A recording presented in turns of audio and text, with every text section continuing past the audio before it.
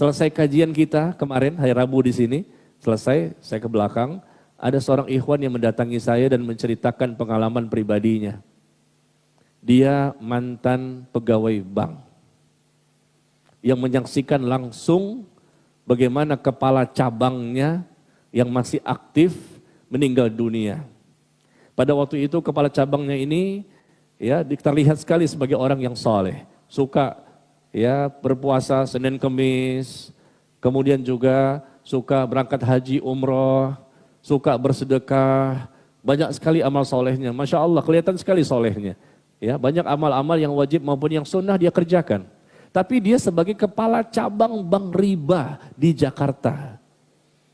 Nah ikhwan ini ketemu saya kemarin di belakang, selesai kajian Rabu kemarin menceritakan, saya sudah keluar Pak Ustadz dan kita punya komunitas anti riba. Kami ini ex-bankir. Ya, mantan-mantan pegawai bank yang berkumpul dalam suatu komunitas dan kami punya pengajiannya. Dan minta saya juga untuk mengisi di kajian mereka. Ya. Dan kemudian dia menceritakan bahwa dia menyaksikan pengalaman yang sangat menakutkan. Yaitu ketika meninggal kepala cabang bank konvensional itu. Yaitu dia antarkan sampai ke kuburan. Ini kisah nyata ya, bukan sinetron. Ada nggak orangnya di sini? Hadir nggak sih? Ikhwan itu? Ya. Dan saya percaya, insya Allah. Insya Allah dia pun berani bersumpah atas nama Allah. Dan dia menyaksikan peristiwa itu bukan hanya dia, tapi juga teman-teman dia yang lain. Barangkali antum sudah pernah membaca ya, di sosial media tersebar berita seperti ini. Ini kejadian setahun yang lalu dia simpan, dia tidak diucapkan, takutnya ghibah. Saya katakan jangan, ceritakan ke orang lain, tapi jangan sebutkan siapa namanya. Kan orang nggak tahu. Kasih tahu aja, ini mantan kepala cabang bank konvensional di Jakarta, banknya nama apa? Nggak usah kasih tahu lah banknya. Nah kemudian dia menceritakan kemarin di balik hijab ini kemarin, Rabu yang lalu, bahwa dia mengantarkan sampai ke kuburan. Nah kemudian dikuburkan si mayit. Nggak ada apa-apa. Memang kadang-kadang diperlihatkan oleh Allah, kadang-kadang tidak diperlihatkan adanya siksa kubur itu. Ini salah satu yang diperhatikan, yang dilihatkan oleh Allah kepada para hambanya. Ternyata setelah dikuburkan, datanglah rombongan keluarga mayit yang lain. Ternyata mereka salah memasukkan ke liang lahat. Sekali lagi ya, bukan sinetron nih. Sinetron memang ada seperti ini juga, ngikut-ngikut itu. Ya. Salah memasukkan. Jadi seharusnya dia ini kepala cabang ini di tempat liang lahat yang lain. Tapi salah masuk, miskomunikasi antara mayit dengan mayit. Ya.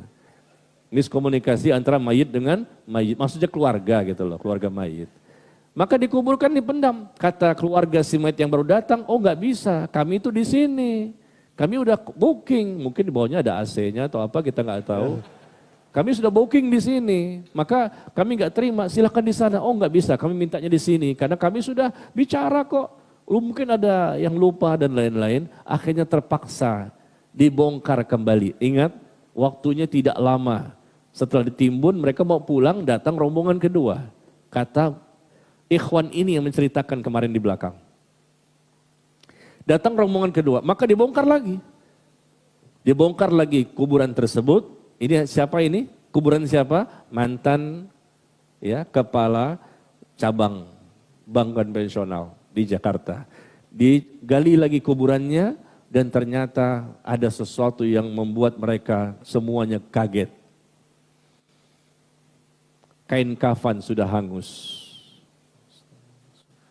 Jasadnya pun sudah hangus dan papan-papan itu yang menutup itu hangus semuanya.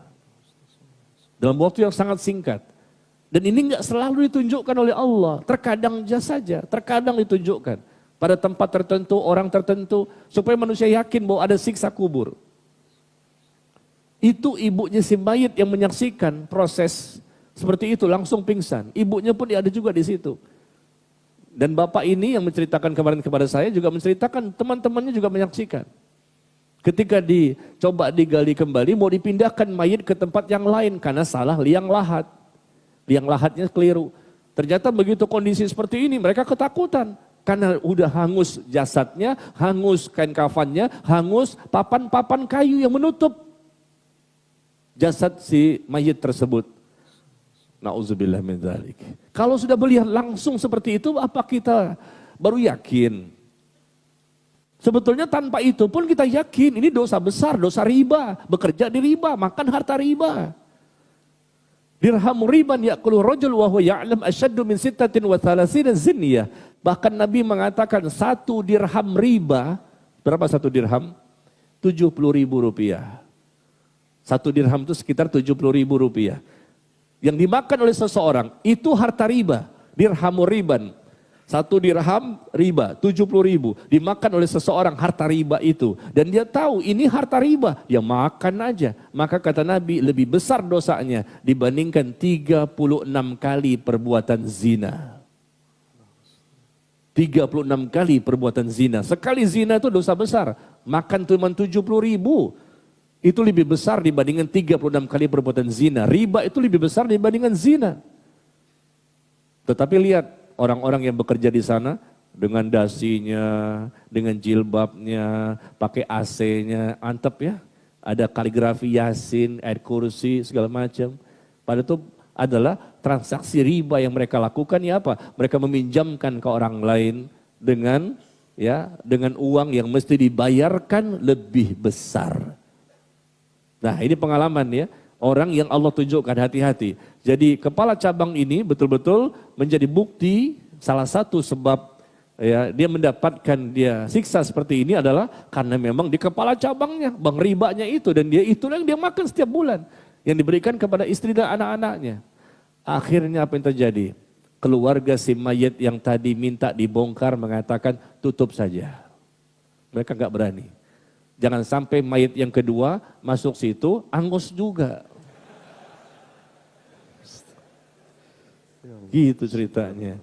Jadi mereka ketakutan, kata ikhwan yang kemarin cerita di belakang layar. Jadi ketakutan, akhirnya apa? Ditutup. Udah gak apa-apa, kami pindah ke sana aja. Tapi ini kan udah terlanjur, gak apa-apa. Coba dari tadi begitu ngomongnya. Iya udah kebuka begini, ya udah tutup lagi. Akhirnya jenazah yang kedua dikuburkan di liang lahat yang lain. Nah ini membuat kita harus lebih waspada ya. Waspadalah ya.